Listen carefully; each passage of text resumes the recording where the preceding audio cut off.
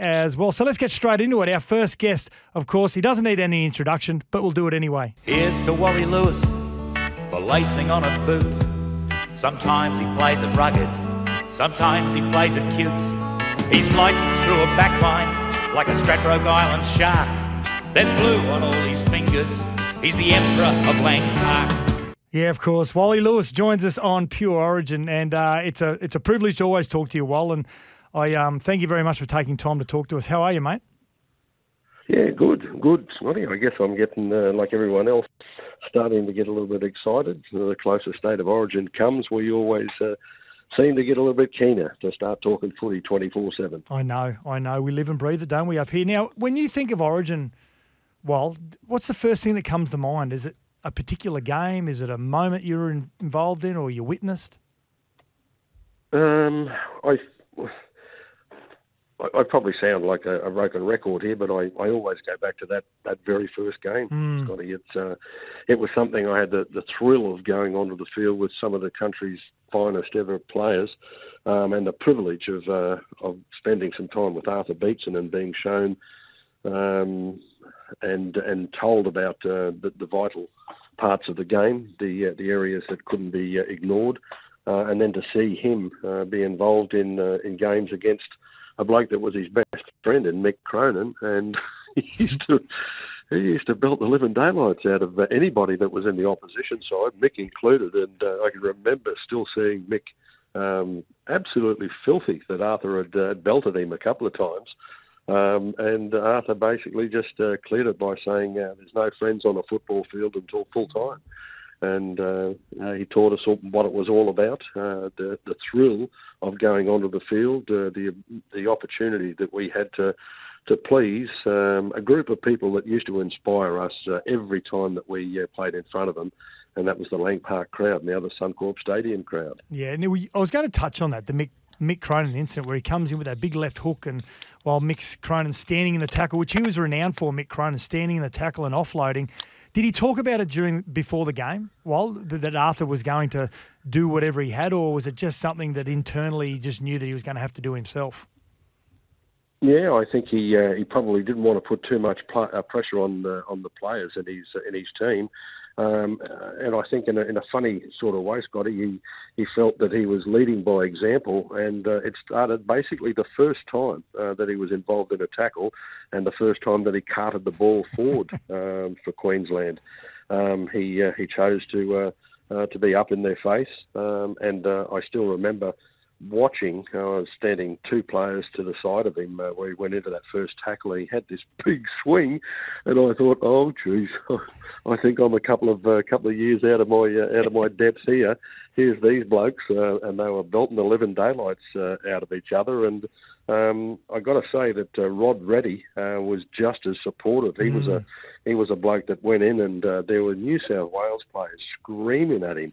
Almost, I think it was a major surprise to them that these guys had taken on State of Origin, the new version of interstate football, so seriously, and the friendship had been left well and truly on the sidelines. They were prepared to do anything that they possibly could to achieve success. And thankfully, Arthur hanging around for the next few years until the 1984 series, and he got out, and we went through a little bit of a learning process before the Bennett era came along, and it was a completely different sort of lesson that we were learning, but what we had the privilege of doing was seeing exactly what New South Wales, how they reacted, what their version of events were, what they thought of the Queenslanders, what they were prepared to do. And the one thing that became blatantly obvious was that there was no such thing as friendship on the field for 80 minutes of play. They'd wait till the end of the game and shake hands and leave it at that. Sometimes there was a little bit of sour, the pineapple there. It wasn't all sweet, and there was a couple of suspensions given out. But I think everybody that's played in those games, Scott, you'd well and truly realise that how important they are. They were the most vital game of a player's career. Sure, the thrill of representing your state would be overtaken by wearing an Australian jersey. But those games, I think, for everybody that got it, they really did make a team bond together extremely well, despite players not having a lot of time in each other's company throughout their lifetime.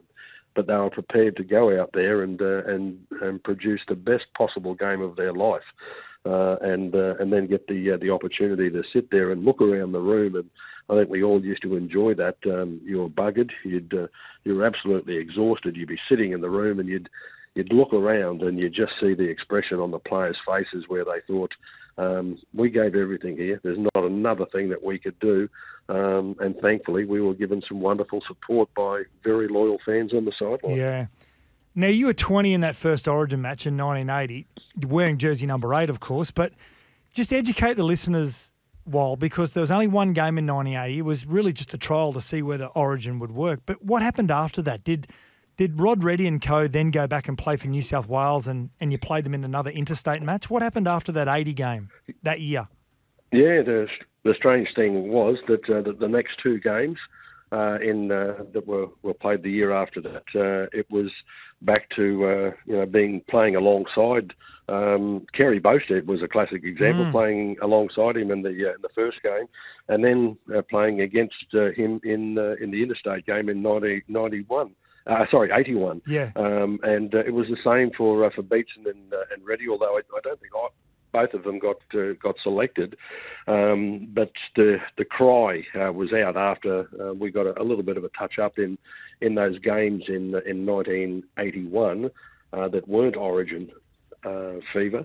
And of course, when the game was played again in 81, when we lost the series, it rose to another level once again, and I think the people running the Australian Rugby League at that time had come to the conclusion that this was something else. It was a whole new era, a whole new game that was being played, and it gained enormous coverage from people living in Sydney that probably didn't bother watching the interstate clashes in previous years because it was just another boring old bashing of Queensland that had taken place.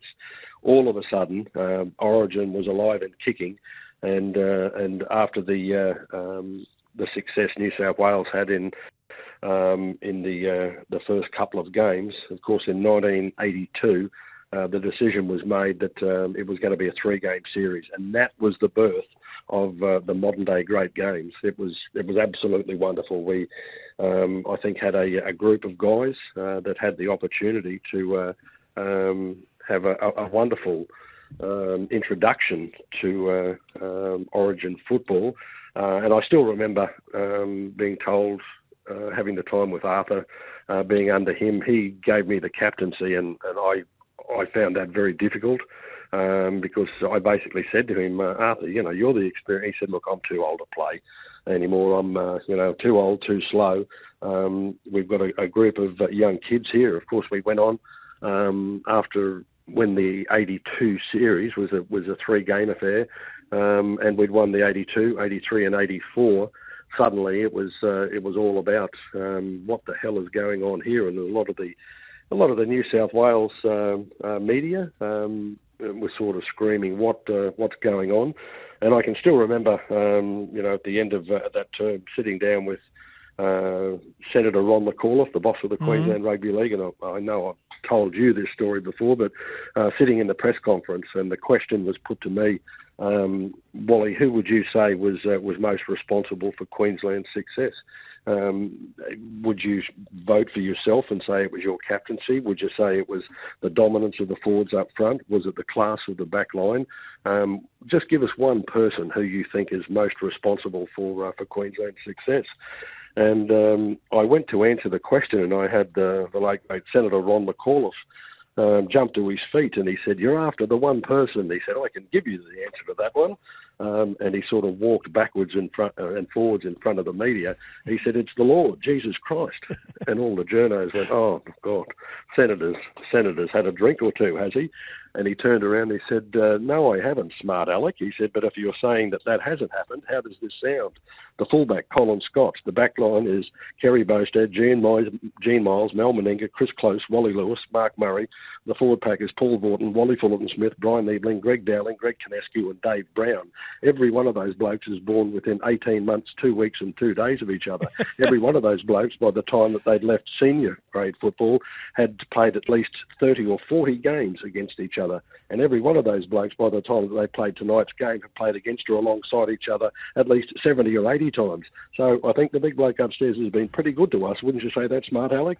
And all the journos raced out of the room, and the radio guys, television, they all wanted to get it on the air first. And I looked at Ron. I was sitting down there, and he said, What are you looking at? And I said, well, I thought the question was being asked, but to me, and he started laughing, as did I.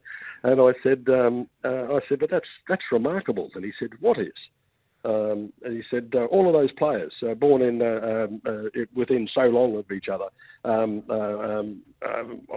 got to say, mate, that absolutely stunned me. But you're right. The caller turned to me and said, I've got no idea whether that's the truth or not. I knew there was a few blokes there. He said, but that's one way to get rid of the media when you don't want them in here anymore. Give them something. He said, you go and feed the chooks. And that's how a saying started for the Queensland guys. Whenever we wanted the media to leave, we just gave them something to feed on, the chooks, and get them out of the room. Oh, nice. Now, the bus ride, that's a great story. Now, the bus rides, of course, I think Darren Lockyer was the last one to steal a team bus in 2003, but you didn't have to steal the team bus, did you? Because you just took the car keys, didn't you? Because you were always driving. Yeah. And Bennett didn't like catching the bus, did he? Always. No, he didn't. He basically said to me, look, I'm a policeman, and if I get in that bus, I think that's not going to be right at all.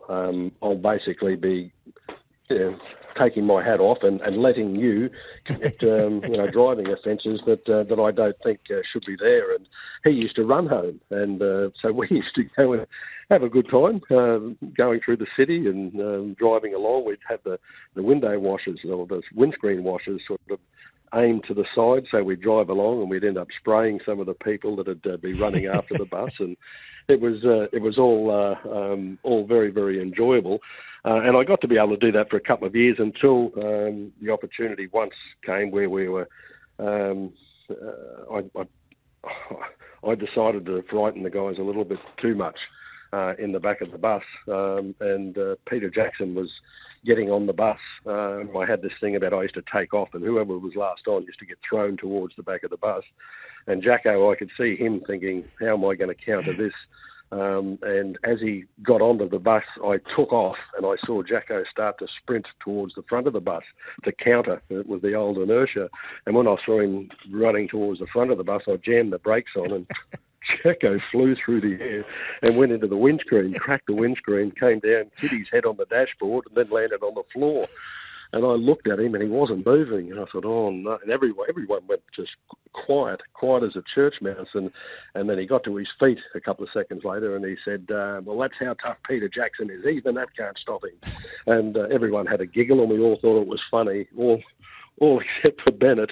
He saw it, and he said, you'll be giving me those keys. You'll never be driving another team bus again. So, and that's how it all stopped and became a little more serious from that night forward. For some reason, whenever we talk to guys like Badge or whoever it may be, there's always a story about Jacko. Well, always a story about Jacko, yeah. Yeah, he was quite a remarkable bloke. He was one of those guys that he had a pretty tough life as a young man. He really did, and all of his.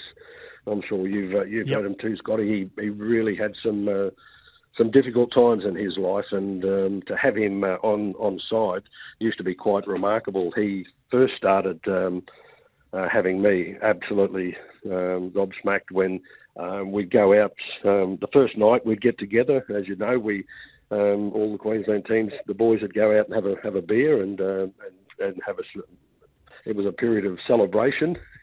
Turned out to be quite a big night, and Jacko always used to be the bloke that was high value entertainment, and he'd seen the next day, and there he would be, all ready to train as hard as he possibly could again, and the thrill that he got out of having an opportunity. And we had a period. We had some very handy centres in those days. There was Jacko playing there, and the other two weren't too bad either. Gene Miles and Mal Meninga. Basically, Mal had a permanent spot from game one in 1980. But I still remember Jacko, what he put into those games. I remember, whenever there was an all-in brawl taking place, you could guarantee he was the one in there, and he used to regret the way that some of the opposition would put Queensland down and how they used to ridicule us, and he always used to want to make it very well known to the players that he was a very proud Queenslander. And I got to say, he's a guy that whenever we are asked to name, the favourite team that we ever had, Peter Jackson's name is there for virtually every single player. They knew the efforts that he'd put into that game, and he was an Origin player to the letter of the law. He did it extremely well. He did not ever put in a performance where he could honestly say, I didn't think I went all that well, or I didn't think I had a go. He did that extremely well. Who could ever forget the 1988 game where first game you missed and he stepped in at 5'8"? There was a man in the match performance. Now, yeah. While I'm going to, I do remember that one too, Scotty. Yeah, yeah. Keep going. I was going to say at the end of the game, we walked inside. We'd won it, and Jacko turned around to me and he said, "Listen, mate," he said, "that number 6 jersey," he said, "next time you wear it, don't let it down, will you?" I got a giggle out of that, and that's the way that he was. He said, "Most people give it a proud wearing. See if you can do it for me."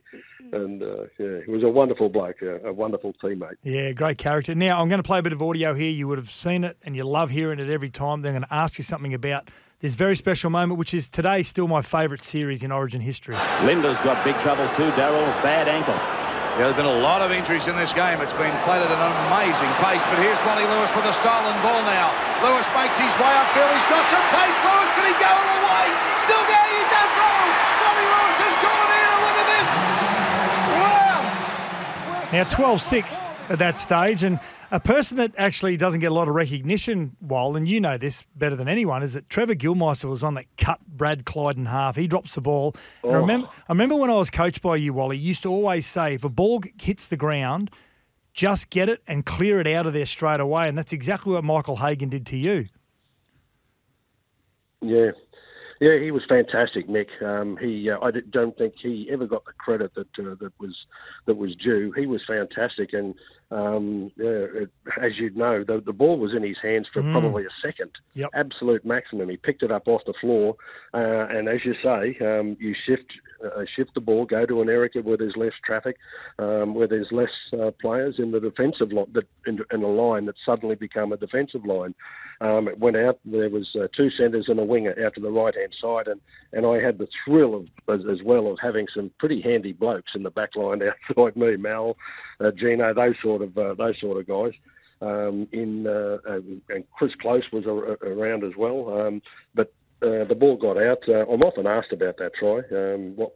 How did you get there? And I said, well, look, I don't really know. I was never the fastest bloke on the field. There was nowhere near it. I was closer to the slowest, I think. But it was just an opportunity. And I often say it was a real indication of how much respect New South Wales had for the guys that were outside me, because they obviously thought that I was going to tip the ball out to Mal. I can understand completely why they would have thought, oh, well, here we go. But it was a moment that, was probably one of my favourite times in the game. But that game I put down as the most impressive game I'd ever played in, with respect to how gutsy a performance it was from the entire team. We actually finished that game with 12 men. I know, yeah. Bobby Lindner broke his leg in that game, and but every time I see Bobby, he shakes his head and he said, I know you're going to bring it up again, and I apologise every time. because he, with about 10 or 11 minutes to go, he said, "Mate, I'm gone. I said, "Bob, get up off the ground, get in the defensive line." And he went up and was limping pretty badly, and the New South Wales guys were pointing at him, and I said, "Don't let him in. We got it. We've worked too hard to get here." Bob looked at me and he fell over again, and I screamed at him, "Bobby, get up!" And I remember with about 7 minutes to go, he was hopping along, and then in the space of one tackle, I turned around, I said, "Where the hell is Bobby?" And the trainer came out and said, "Mate, he's had to leave the field. He's got a broken leg." And I looked at him and I thought, "He's got a broken leg." Oh, no. And at the end of the game, I went over to see him, and he was laying flat on his back, of course, on the table. And he had one of those boots around him with the pressure, reducing the pain as much as possible. But, there's a typical performance from the bloke. And Bob said, "Mate, I thought there was something wrong." He said, "I didn't know how bad it was, but, oh, well, it was worth it in the long run." And I kind of felt a bit guilty with it. But to be honest, and I said to him, "Mate, if it happened, the next time we played, and I, would have responded the same way." Yeah. We were in a little bit of trouble at that stage, and we were pretty happy to hang on and get home. Now, well, I remember in 1987, I was talking to Gary Belcher about this last week, and I said, I remember exactly where I was when they named the Queensland side for the 87 series. I was coming out of the shower in boarding school, year 10 or 11, year 10 I was, and I hear halfback Alan Langer, and everyone just thought it was going to be Laurie Spina because he had won that City Country possible probables match. He was one of the best players on the field. Now, when Alf gets named in the side, did you know much about him? Did you have doubts initially that he'd be able to stand up to it because of his size? No, I think we actually played against Ipswich. Okay. It was either the week before or the day before. I can't remember, but I'd seen him play once, and to be honest, I didn't notice a lot about him. We had a pretty powerful side, little guys that were in there, and I thought everything was going okay. But it was quite interesting, and Bennett, he had a bit of a decision make to come up with as well, and I had spoken to Wayne a couple of times. Who do you think? And we always used to sort of get together a couple of weeks before and say, okay, if this bloke's no good, who will we put in? And we'd just come up with a name. And there was a couple of halfbacks. Laurie was one, and I think Mark Murray. No, he was. Remember, because of the eye injury. Name may have been. He was out because of the eye injury. Remember, he smashed the glass in his name eye? came up. Yeah. We asked around, who's the closest that we can to be something like him, and I'm sure that Wayne and I pretty much thought, well, we've got to come up with something. Alan Langer's name came forward at the selection meeting, and I think we both, I'll admit I was a bit sort of worried about his size playing a part, but then he went out and played. He had the game of his life in the first one, an unbelievable performance. He managed to produce his best, and we still had work to do, games to win, and it was a bit of a tough introduction, but he certainly proved that he had what it took to wear that number 7 Queensland jersey with great pride. Yeah, you formed a great combination for many years. Now, I'm just going to play some audio here as well from the 91 series. Oh, Geyer and Lewis. They're mouthing off at each other over the top of David Manson's head. Benny Elias standing there like David. Yeah, of course, the infamous MG incident. Now, he was a young, aggressive player. The Penrith Panthers were flying in 1991. They throw him into Origin. Now, did you sense there needed to be a circuit breaker in that game, hence confronting MG at that time? Yeah, well, I felt that he'd come up with 3 or 4 incidents in the game where he'd taken our blokes out, hit them with high tackles, and we objected to it pretty well. I mean, I don't think we ever had a side Queensland that were over-aggressive or illegally aggressive, but this was something. And Mark came out and basically, said after that game, he was told what to do. Just get in and make life as uncomfortable for the Queensland. Knock their heads off if you have to. it wasn't something that I took too well at all. We got into a bit of push and shove, and if there's one thing I'm glad on in my life is that he didn't throw or punch at me. I think I'd still be up in the air waiting to land a couple of suburbs away. He could fight, I couldn't, put it that way. But I tried to put as much pressure on as I possibly could. And, of course, at the end of that game, there was a real blow-up. And Mark got suspended for, I can't remember the I think it was 6 or 8 weeks he was out, but it was a 6 or 8 weeks, which in those days was pretty tough. Yeah. The thing that I noticed more so than anything else was that he'd been given very little support or sympathy from the people that were basically alongside him in the game, the New South Wales Rugby League. And the media, he copped a real hammering over it, and I ended up ringing him up.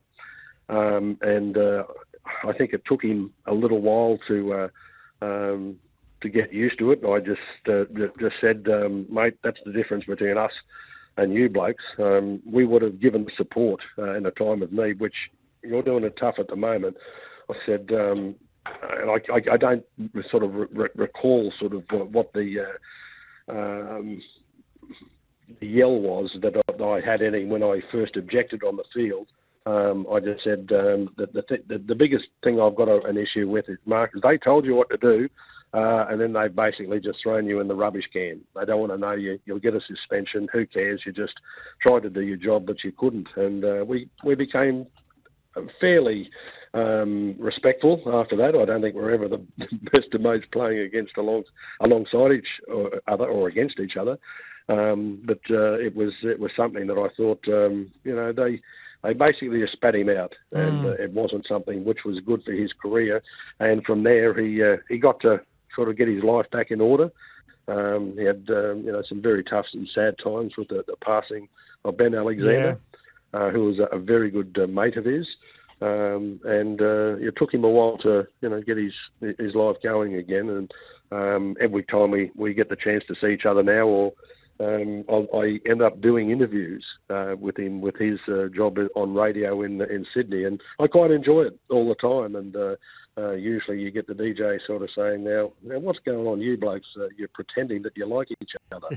You never did, you never will. That's normally the way it is, isn't it? And we have a laugh and probably do respect each other now more than we ever did when we were playing. He's a great guy. He famously always said, MG, I didn't know whether he hit Wally or asked for his autograph. So now you retire in that series of 91, and you retire after that series because your beautiful daughter, Jamie Lee, is diagnosed profoundly deaf at the age of about 1. So was the decision based on the series win that you win the series and now you can ride off into the sunset, Wall, or was it you always retiring after the news of Jamie Lee? Yeah, that was it. It didn't really have much to do with the result of the game. But that sort of news, to be honest, Scotty, I didn't really know where my life was going. It was just a very sad day, and I still remember Jackie at that time when the doctor came in and delivered the news. She actually collapsed, fell over on the ground, and they picked her up, and it was.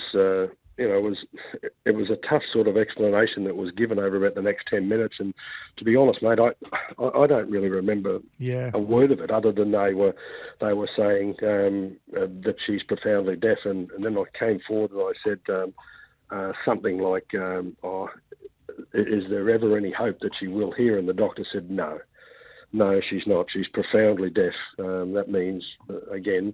and I kind of knew what he was telling me, but it was hope more than anything else. But that made the decision pretty easy. The day before the game, Origin game, finding out that day, I went up to the Queensland team manager, Dick Turner, Tosser Turner, and said to him, mate, I'm going out to do the toss for the with the referee and the opposing captain for the kickoff.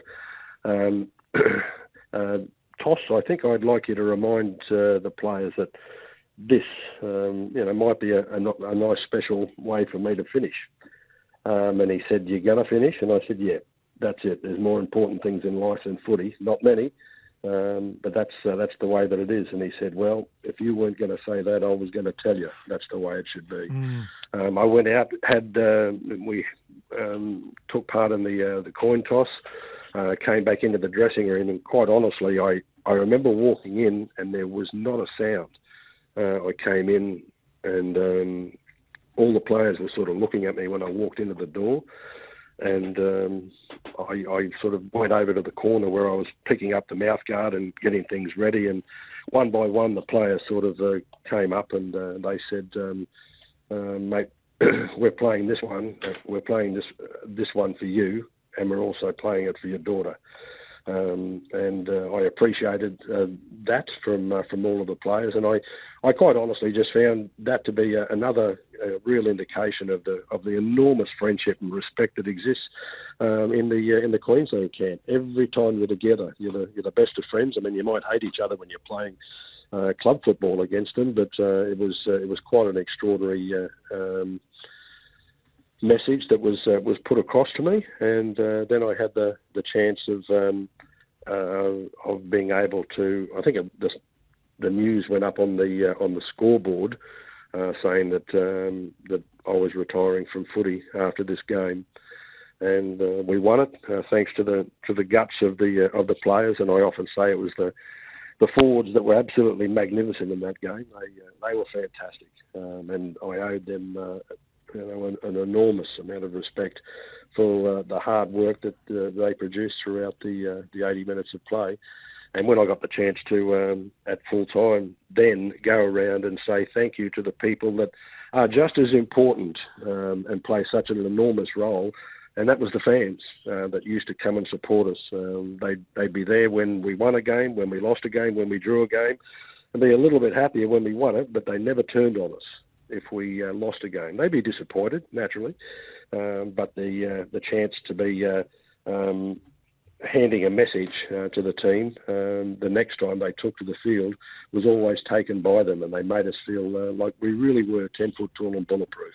Yeah, that's a great insight, Wally, and thank you for that, because it was a sad moment as a fan, but it was also a beautiful moment as well with your kids around you and you holding Jamie Lee while being interviewed at the end of the game. Now, last couple of questions before we let you go, and we thank you so much for your time. Is there a player that stands out that never got the headlines, Wal, but he just epitomised Origin and the maroon jersey? Yeah, it's a pretty easy one for me to answer. I put it forward to Mark Murray. Was a guy that I had enormous respect for. He was. I played against Mark when I was playing lock forward at Valleys, and Mark was playing 5'8" for Norths in Brisbane. I think he ended up captaining Norths when he was 20 years of age. I always used to play against him in the junior grades, like the under-18s, and found him to be at that stage the most mature footballer that I'd ever come up against. I used to hate him on the field because he was so clever at being able to organise the set plays that were about to take place. He was a school teacher, so he basically knew a lot, of weight was always behind the power of communication and his talk on the field. And if I was having a bad game, which turned out to be pretty regularly, according to Mark, he'd give me a massive spray on the field, and I used to, at the end of it, thank him and just sort of say that he was the reason that I managed to play as well as I did. And whenever I sort of had the chance to show him how much I appreciated it, I always, on many occasions, used to vote for him as the player's player, because he was the most gutsy little kid or player that I'd had the thrill of playing alongside. And I'd had that chance playing against him in the underage, like under-18s, all that sort of stuff. And when it came to the big time, and he went to Norths, he really displayed what maturity was like being a football player, and how it made no difference whatsoever how old you were. And I think a lot of the discussions that I sort of had with him helped me sort of develop into the captaincy role at Queensland, because I watched Mark do it, captaining first grade when he first moved into the senior grade levels, which was basically unheard of in that stage, Scotty. You didn't get the younger captains. They were all like the experienced ones, the 26, 27, 28-year-olds that had had 7 or 8 series of first grade football. So they knew what it was like. But Mark's maturity was quite extraordinary. Of course, he was a member of that 1980 great Norths Devils side that won the premiership against South that year. Now, the last question, the last question, and I often think about this myself, and it's about Queensland. If they lost that first game in 1980, would Origin be what it is today? I've got to say, that is the hardest question of all. Probably not. I think that certainly not for the New South Wales people. It's impossible to answer for them. But it was, I think, everybody, and by the sounds of it, you probably agree that it was a rescue package for interstate football.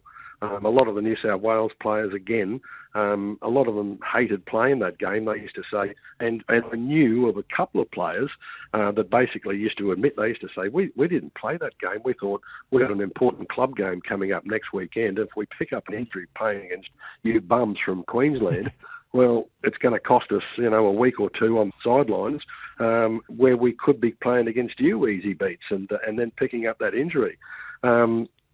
Origin came about. It was the great hope for rugby league, professional rugby league, and representative rugby league in the country. And I've got no doubt whatsoever that had Origin not come along, we may be going down a different path. Which one would that be? Well, to be honest, I've got no idea. I've got no idea. But a lot of the people that were in charge of rugby league at the time, they were exhausting all avenues to try and find what would work. And to still, bring up that point where I can remember, some of the New South Wales players, they basically used to admit, well, we pulled out of that game against Queensland. Why would you bother playing? We might pick up a bad injury and miss this weekend's club game. Well, if a weekend club game is more important than the future of interstate rugby league in this country, I'm a very poor judge. Yeah. And thankfully, I've had the thrill, as have had you. And you realise what it is the first time that you put the jersey on, the first time you look at your teammates around you, you get the goosebumps all down your arms, and you think, this is the biggest moment of my life. Am I going to waste it or use it, make the most of it? And it's a pretty quick decision-making process, that one. You go out there and you have that opportunity. It's fantastic, and you love to be able to, again, mix with the guys that you went into battle with in those games, and be able to enjoy those matches and realise what a privilege it was to take part in a game which has become the cornerstone of excitement for rugby league in this country. Yeah, absolutely. Couldn't have said it any better. And it's always enjoyable, Wal, catching up with you, being in your company, and especially taking time to walk down memory lane. So I want to thank you very much for not only myself but also the listeners for joining us on Pure Origin today. My pleasure. Thanks, Scotty. Good to talk to you, mate.